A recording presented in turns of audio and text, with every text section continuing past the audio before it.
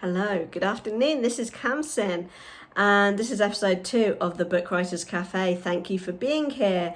Please don't forget to like and subscribe. And if you know somebody who's writing a book who might find this interesting, then please share it with them. And I hope you've got a cup of tea or coffee. I've got coffee today. It's May 30th. I am in Japan at the moment. We are preparing to relocate to Singapore in the next couple of months, but it's a gorgeous sunny day. And so I'm feeling relaxed, feeling like I want to get outside and do some photography rather than be inside and work on my writing. But that is just life sometimes. Who am I? I'm a certified Author Accelerator nonfiction book coach. I also am a graduate coach of the Self-Belief Coaching Academy. Why? Because I think that writing a book is all about getting your structure and your outline and your process in place and understanding the foundations and the fundamentals of the book writing process, and what it is you want to say is also all about navigating your creative courage and the self-doubt that inevitably gets triggered when you sit down to write a book, especially if this is your first book. And that is, I think, kind of what I'm going to talk about today, using myself as the example. So last month I said that I am returning to this manuscript that I have sitting on my hard drive. I worked with a book coach, actually worked with 2 book coaches from Author Accelerator in 2018 and 2019. We then moved. There was a pandemic. I lost my mother. I lost my appendix. I lost my cat. We moved again. And that was super challenging. And so I put the book on hold. I put writing on hold pretty much. And now 2022, I think that maybe all of us, the world is still a pretty messed up place. There's still new things coming at us all the time, but I personally feel that maybe through the self-belief work in myself, I'm feeling a lot more centered in my own self-belief and my own trust of myself, that I a lot clearer, I feel, about what it is I want to write and who I want to write for, which isn't to say that the doubt isn't still coming up, which we'll talk more about in a minute, but all the things that have been processed for the last couple of years have kind of, excuse me, I just kicked the tripod, have, I don't know what the word is, passed to some extent. And I definitely, for me, a lot of this journey has been about letting go of what I now see as a somewhat almost childish desire that life will suddenly reach a place where it's calm and it's peaceful and I'll have all the time and all the space, both physically in terms of time to work and headspace to do things, and that there'll be a degree of certainty in the life outside of me and the world outside of me, and realizing that actually I have to create that in myself and for myself, because the world is always going to be inevitably full of uncertainty. So it's learning to make peace with that uncertainty allows me to find that centeredness and that groundedness really within myself rather than with anything else external, so that I can spend the time I need, I can take the time I need, I can create the time I need to do this work. So the book I'm working on, I was talking last time about the audience analysis, and I do have a writers group that I'm part of at the moment, and in the past month I managed to jump onto a single 2-hour co-writing time, which is better than nothing. That's what I'm going to say. And I did work through the audience analysis, which is a foundational part of your non-fiction book proposal. But it was fascinating to see how I wanted to just do a little bit of work and then scroll away and do something else. I was like, oh, I've done enough, I've done a bit, and kind of like making myself stay for a full 2 hours on that one thing. It almost felt quite easeful, like I was expecting, because the audience analysis is the belief that this thing you've created in this head, and my thing is the wrong word, this individual or this ideal reader that you create, and it definitely feels like I've created this sort of persona, this character who is my ideal reader, and then going out to research and find that she really exists, that I can find statistical and demographic data that shows this type of person is a real demographic group, and you can find them in these places, and just fleshing that out into a descriptor that would make sense to agent or editor or somebody else. It was fascinating, and I'm sure if I'd done it 2 years ago, I would have not, that self-doubt aspect would have blocked me a lot more than it did now. But it's like, oh, she is real. I didn't just make this up. She does exist. And I might have something that I can share with her that she'll find useful and be thankful for. And so that was actually a really kind of fun experience. But then it felt that doing that then sparked a whole spiral of other self-doubt around, is this even the right book to write, or is it time to move on to something new? I ended up, and I put it in front of me somewhat on the desk, I ended up just even fleshing out a mini blueprint, it's what it's called. I've got it, I do have it here. A mini blueprint. So if you were interested in a trial session with me around a book idea, we could have a trial mini blueprint activity. But I ended up, you get a worksheet that looks like this, and you fill it out. I ended up even just like creating a whole new book about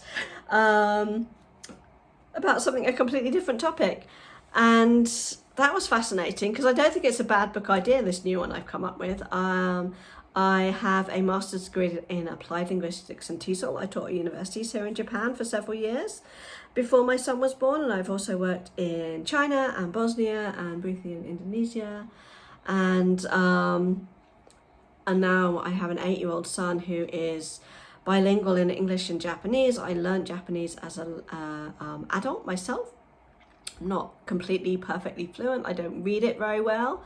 For first or second grade level, where my son's at, I can kind of cope with the reading that he has to do, but some of the vocabulary, he doesn't know it and I don't know it at this point.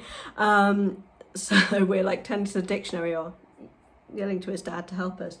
And so I ended up, and I enjoy, there's like various different Facebook groups for mothers mostly raising children multilingually, and I can really see that there is there's a need for mothers who are raising their children. Often it's the responsibility comes down to you. So even if the father, is the father's language is one the child speaks, it's often the mother that's the one that's sitting down and doing schoolwork and this kind of thing. So anyway, I ended up fleshing out a whole new book that would be writing into that whole experience and that topic, using my professional training and background and my experience of motherhood. And I think, how we live in this world where everything's separate, and language acquisition and learning is in this box over here. But when you're talking with children, you need to put it into this, or it's also about parenting and how you parent your child, and the emotional journey of being a mother, and the guilt that comes up, and that I'm doing it wrong all the time. And what if I'm, and I'll see in Facebook groups, I'll see a mother say, somebody's told me that I'm going to ruin my child's sense of self and identity if I teach them my language. And you're like, oh, what? People are saying that? that's insane. And so, you know, language acquisition, parenting, and also child development sort of you need to, if you can understand that your child is in a rebellious phase, and they are then, if the really obvious thing about you is your language is different to the rest of the world and the rest of the culture, the rest of the culture around you, and they're feeling having a rebellious moment in their, maybe pre-teens, rejecting your language it's got nothing to do with you or the language. It's got everything to do with that developmental stage that they're in right now. So it's, it's all connected. We live in a world where they're in boxes. So maybe I could write a book about that. And I think it's not a bad idea. But then it's like, well, am I chickening out? Is this imposter syndrome? Is this doubt telling me that book that I was working on 2 weeks ago and 2 years ago is getting a little bit too real? It's getting a little bit too uncomfortable. It's getting a little bit too exposing of me as a writer. It's very much memoir driven as much as anything else. It does draw on other books and things I've been reading in my journey to creativity. It I don't know. I saw a quote the other day. I don't know who it was by, but it said, courage is knowing something's going to hurt and doing it anyway. Stupidity is the same. That's why life is difficult. And I really went, oh yeah, it's so true. How do you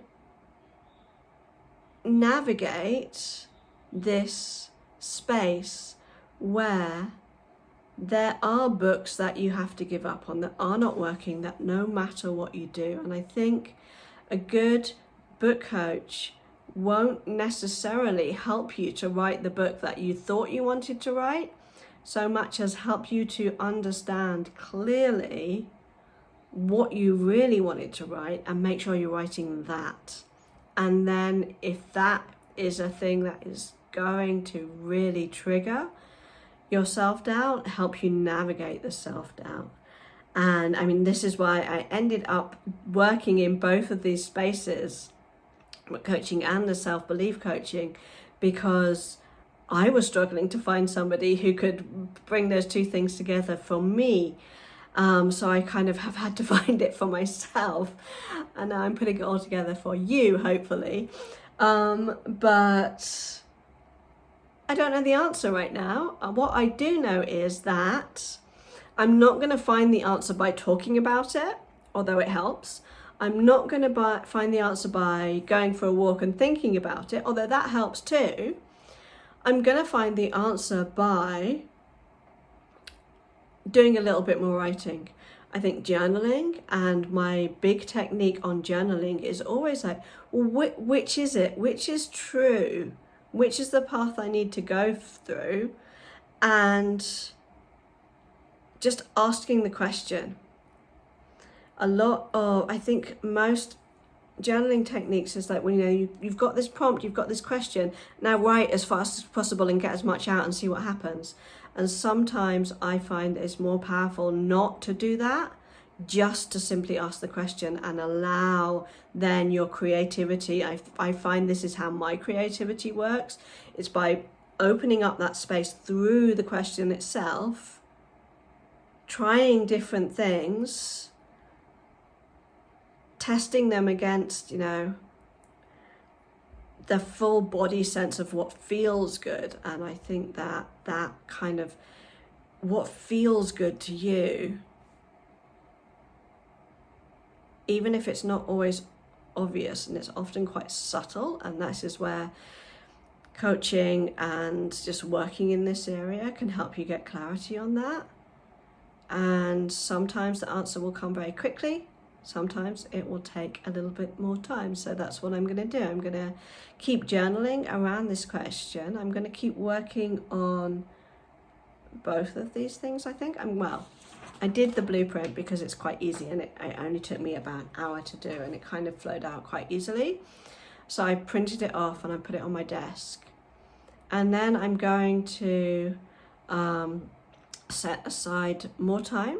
I'm going to be working on Thursdays and Fridays to work on the book, the memoir / non-fiction book, and keep going, I think. And I even have this voice that says, well, what if it's fiction you want to write, Kamsin?